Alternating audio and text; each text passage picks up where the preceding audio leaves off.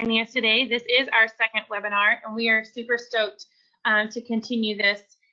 We are very blessed to have Sergeant First Class Shane Payne as our guest speaker today. So Shane, I personally want to say thank you so much for being willing to speak to us today. Your story is incredible. I'm fortunate enough that I met you at JETC a year or two ago, and I've had the blessing of following your story a little bit on Facebook, which totally intrigued me, which is why I've invited you here today to talk to us.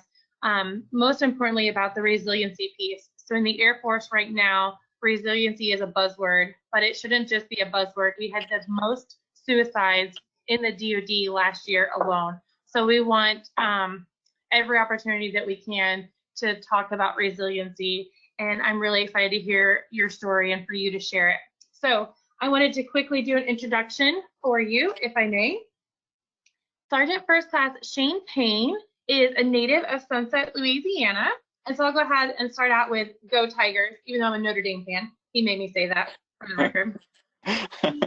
He enlisted in the Army on 3 November of 2005 and went to tech school or MOS training at Fort Leonard Wood, Missouri.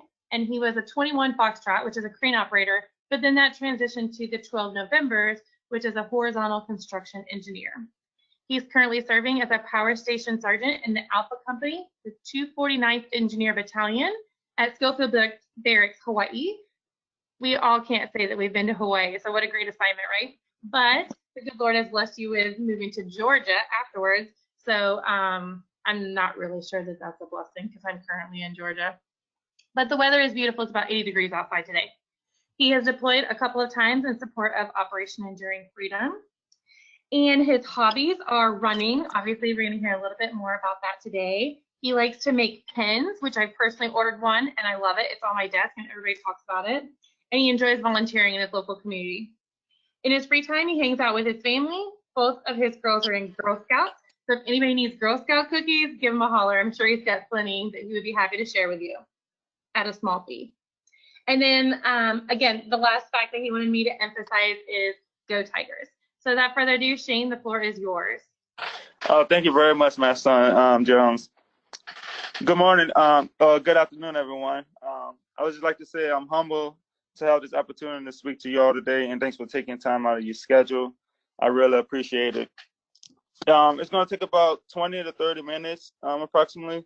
I just want to go over what happened to me, some of the adversity that I had to overcome, and then the healing process in which I took. And then I'm gonna have a quick message or story from an author that I follow a lot called Damian West about the coffee bean. You go to the next slide.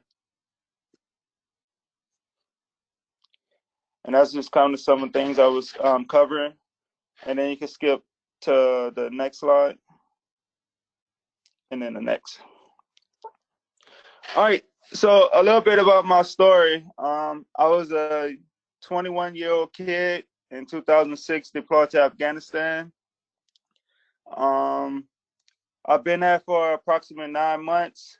At the location where we were was it was called Jaji, Afghanistan, and we had been at that location for approximately 2 weeks. During those 2 weeks, we were starting to get footings in for another engineer unit.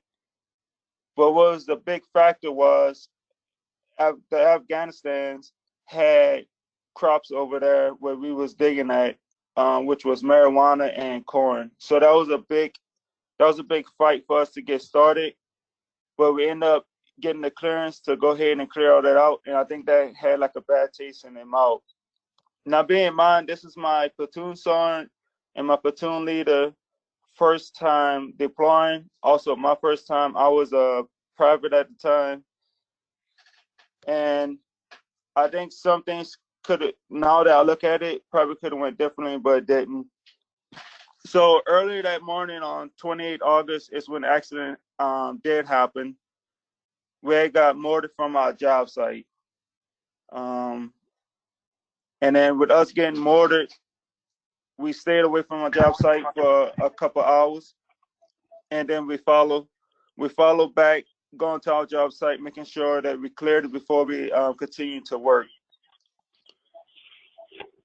During that 2 weeks, they realized that our pattern of how we change our gun trucks with our gunners. We rotated every hour, and that's one of the things that I'll say that with my platoon sergeant being new, maybe that's something that we didn't figure out. But during those 2 weeks is when they figure out our pattern. We changed out our gunners every 2 weeks, and during that whole time we was out there, they had like probably like 50 to 60 locals that like seriously they sat there and watch our job site all day long.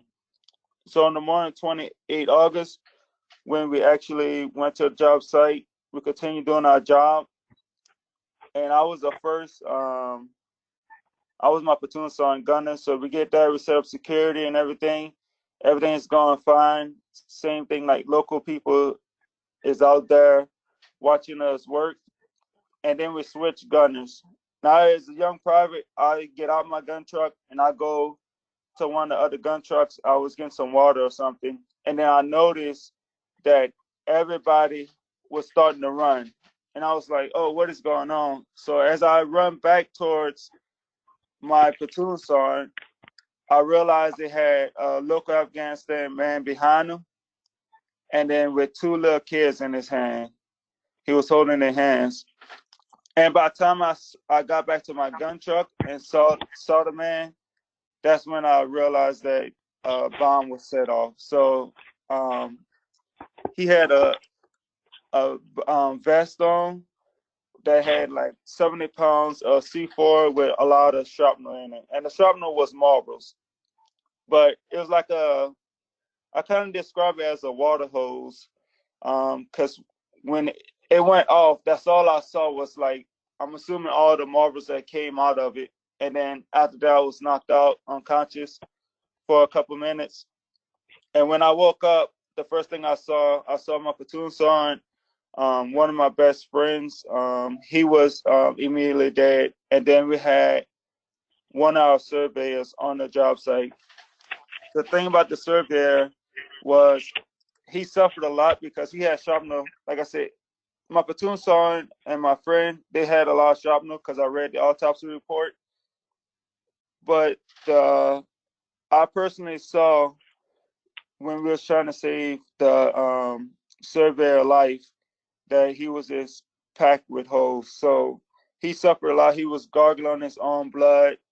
As much as we tried to stop it, it wasn't no stopping it. Um, and it was 9 of us that got hurt on that job site, and three got killed. So we followed that. We finally get on the helicopter to get medevac out.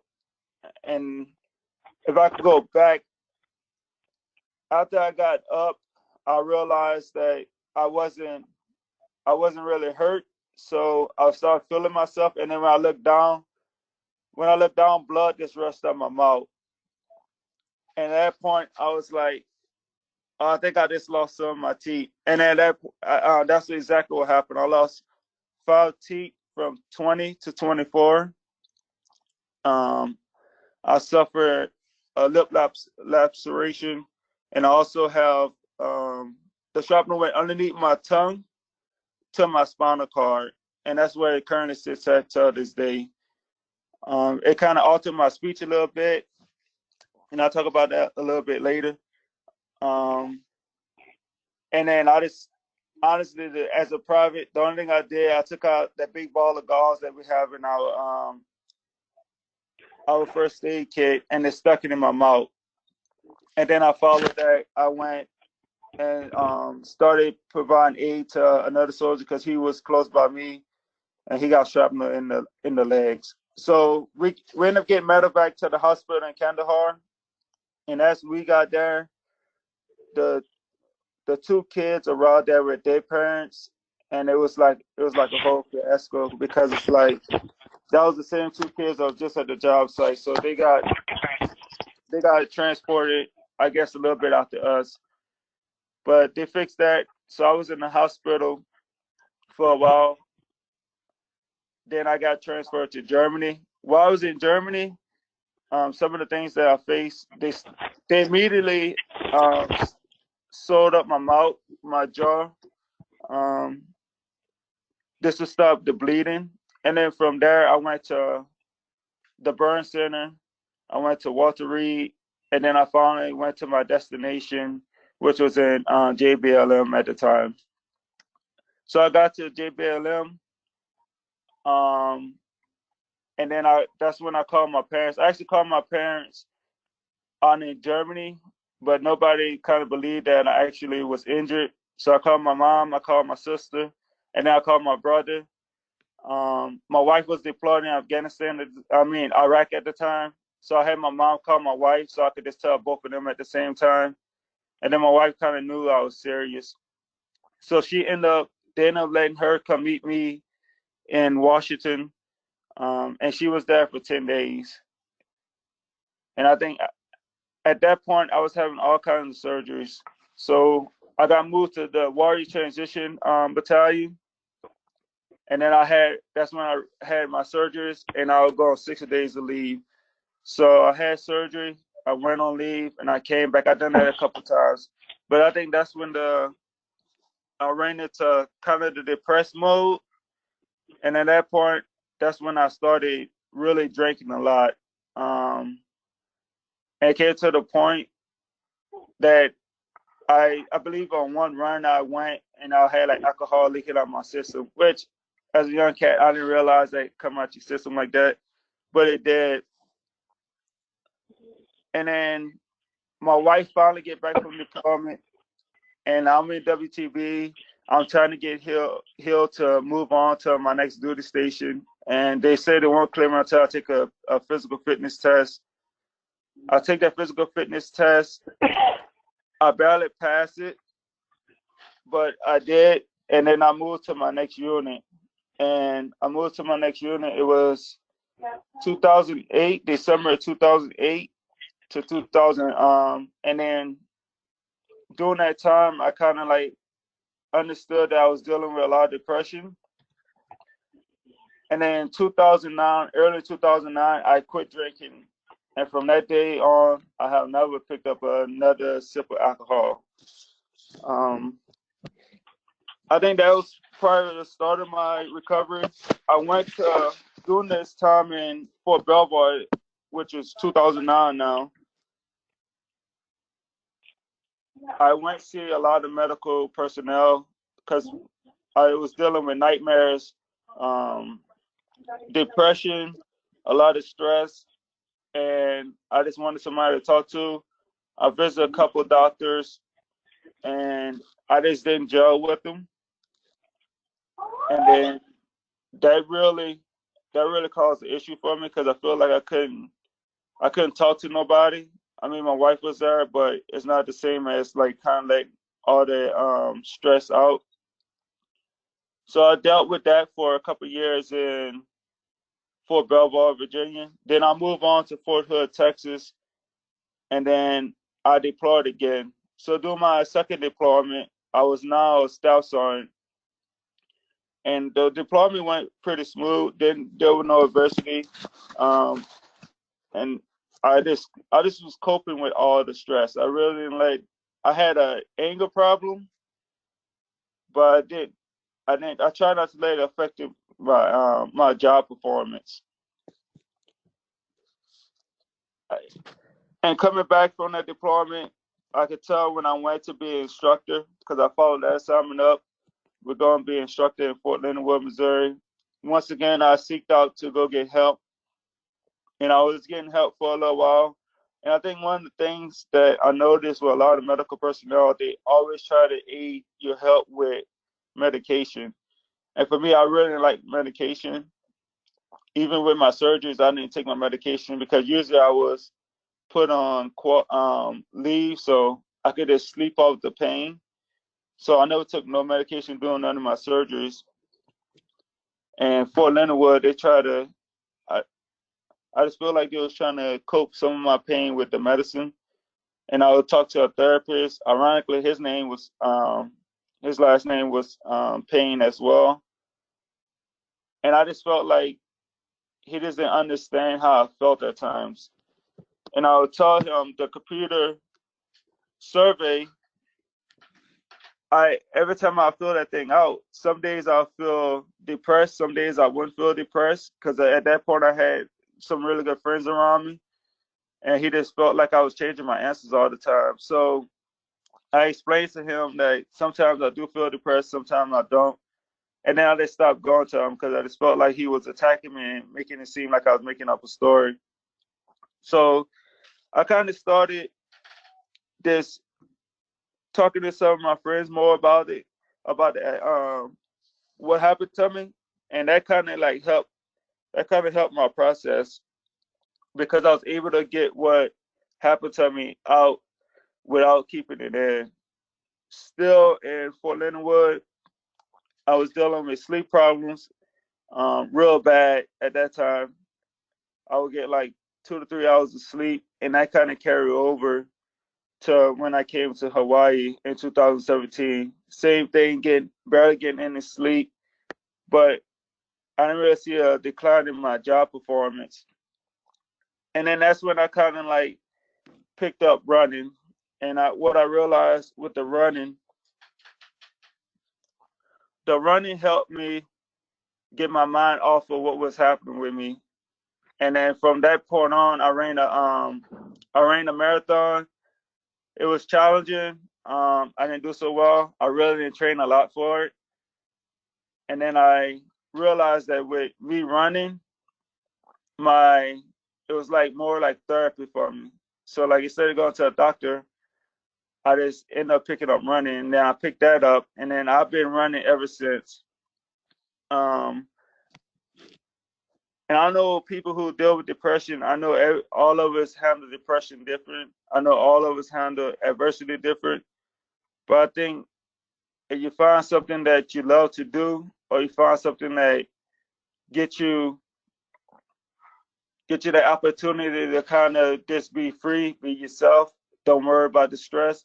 I think that kind of helps with the depression and then some of the suicidal things. I even though during this whole process, I never once thought about suicide. Um, I was more depressed because nobody really understood what had happened to me.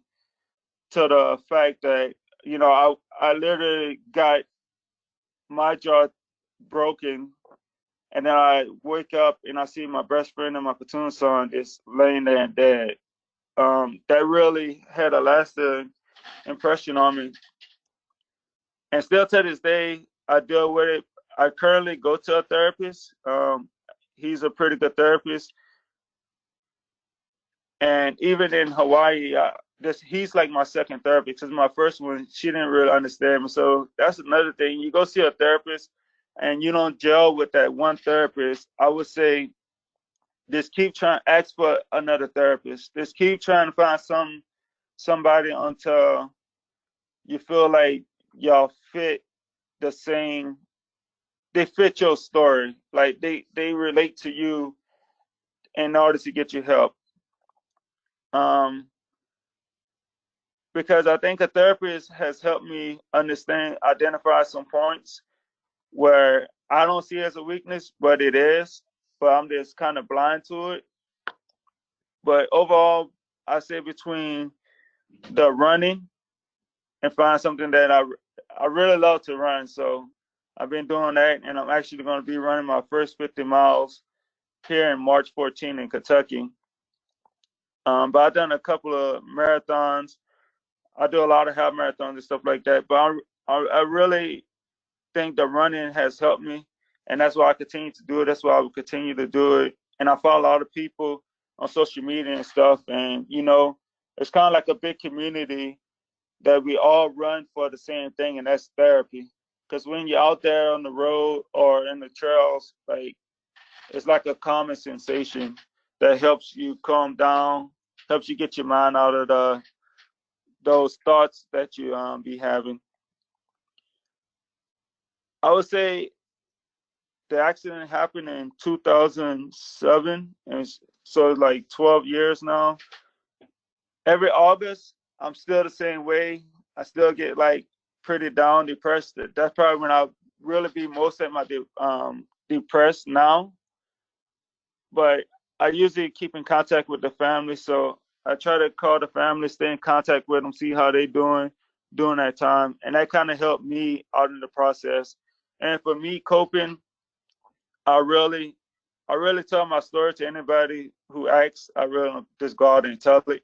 But anybody asks me, I tell my story because it helps me feel better to help people, because I realized, like my son John say, suicide is something big that is happening a lot.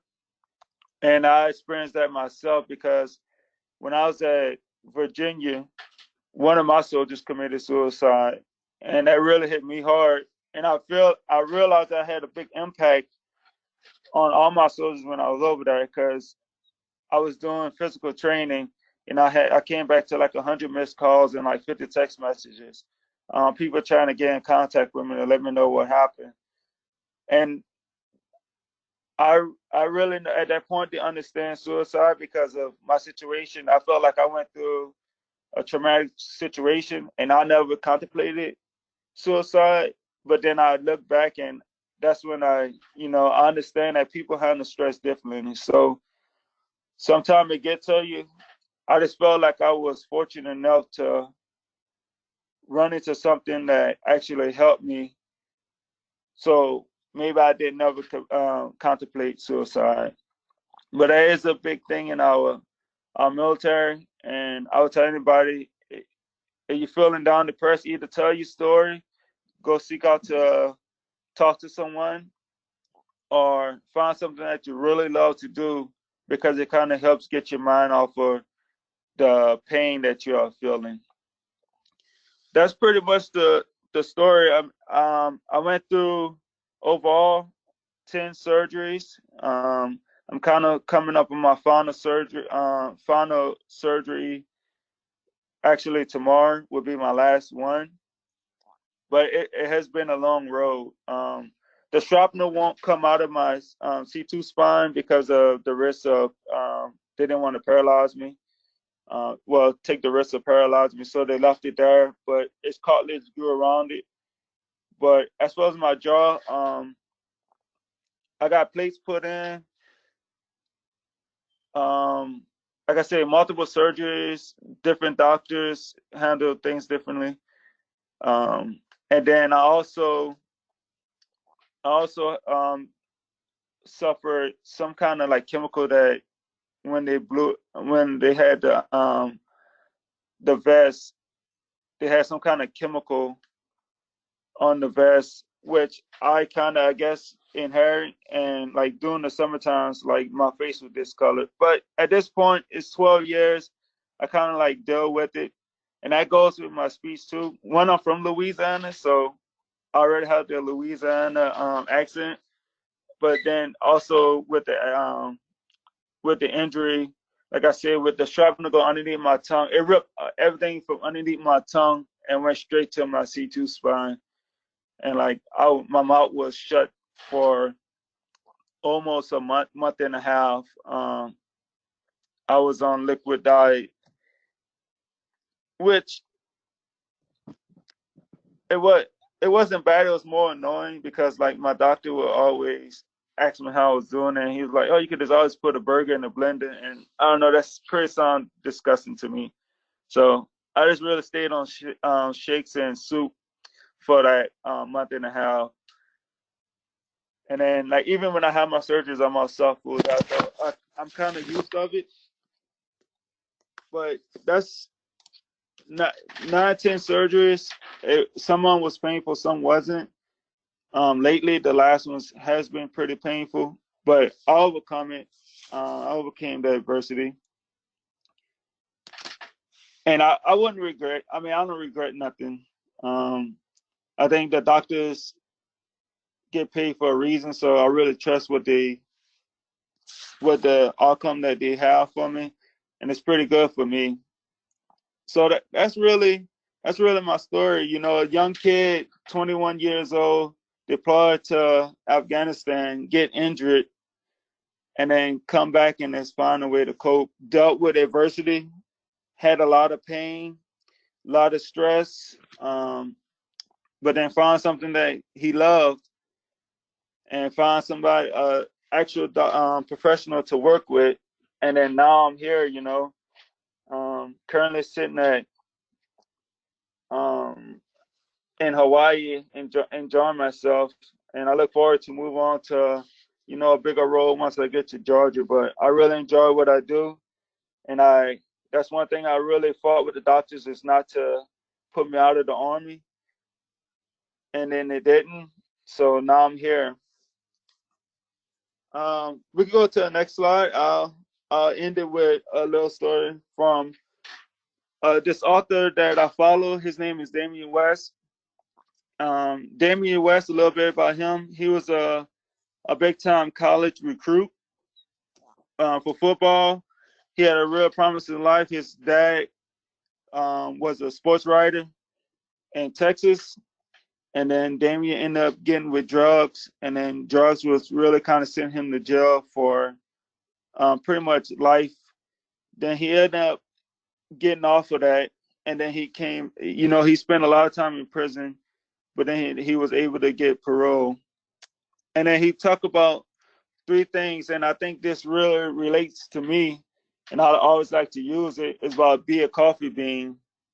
So in his book, he talked about life as a boiling pot of water, and he say, what happens when you put a carrot in hot water? And then what happens is it starts to get softened and weakened by its environment. So if we look at that, if we think about that, that's what happens. It gets soft and it starts to break down, deteriorate. And then you say, what happens when you put an egg inside a pot of boiling water? And then the egg is hardened by the environment and the conditions, in which the people become angry and negative, and their heart hardens, and they lose the ability to love. And that's one thing I think at some point I did shut down. I shut down a lot of people, and I think I kind of felt into that part of the process. But then I realized that it's better to have more people in my life because they could help me in different ways. So, and that's where it comes to what happens when you put a coffee bean in really hot water. And what happens is it changed the environment. And I like the analogy that he used, is because when you put a coffee bean in hot water, it turns into coffee.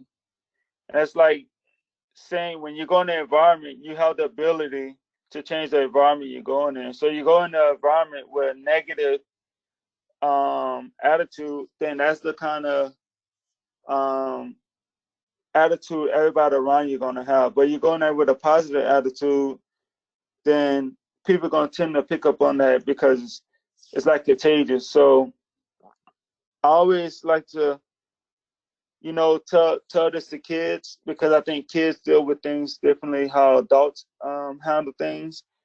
But it's like always smile, because when you smile, even through adversity, it kind of helps. It kind of helps you get through that moment. So that's one of the things I also do. I do a lot of reading now. Um, but I think Damian West's story, which it don't relate to me because he went to jail versus me getting hurt, but I think the lessons that he had in there, some of them kind of relate to me, and I just thought it was pretty cool. So at this point, I'll go ahead and open up to questions if anybody have questions.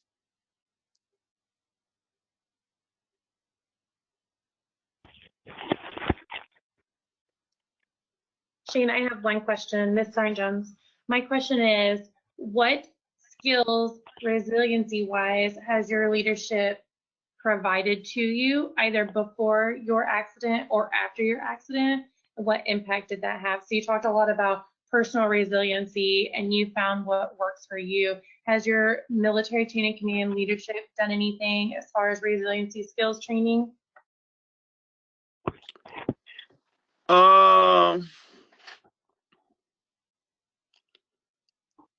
I think not when I was in Virginia, I had a really good leader who, encouraged me to go seek medical attention. But other than that, I think because I really didn't show signs of like depression and stuff like that, nobody really understood what I was going through. Some people knew my story, some people didn't know my story. So I think that probably played a big factor into it.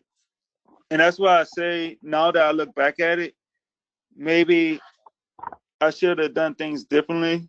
But I just dealt with it, and um, I know I wasn't suicidal, and I know I wasn't a threat to nobody else. So I really kind of just kept it to myself, and maybe that's just because how I was. I don't know. Maybe that's how I was raised, but I just didn't want to put no pressure on anybody else. So I wouldn't. Maybe one leader throughout my career, they encouraged me to go seek help. But other than that, I don't think nobody's seen nothing in my performance. So then I don't think they really took notice to it.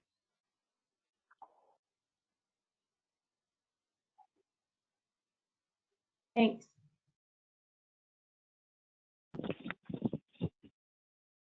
Good afternoon. This is Heather Wishart-Smith. I'm the president-elect of SAME, and I just want to thank you. Your story is fantastic. I appreciate your honesty and your just transparency, and I really want you to know that I and others appreciate and thank you for your service and admire what you've done.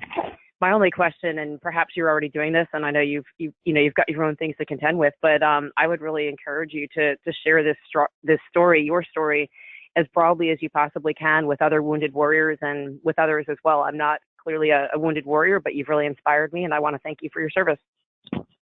Oh, thank you very much. And I've been thinking about that as a. I've been thinking about that as well. I think the avenue approach. I also want to go to high schools. 'Cause I think right now, I know like in Hawaii, some people is facing with bullying, and I'm assuming the kids that is getting bullied is under stress, but there's life in general. Like I said, we all handle things differently. But I'm definitely willing to talk to anybody, and I'll definitely seek that out. Yeah, thank you for talking to us. This was very inspiring.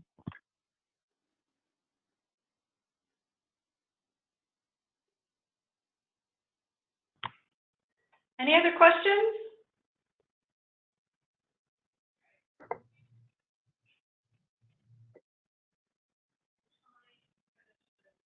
Master Jones, do you want to say anything else before we wrap it up? Yes, ma'am. I just want to say again, Sergeant First Class Payne, thank you so much for sharing your story with us.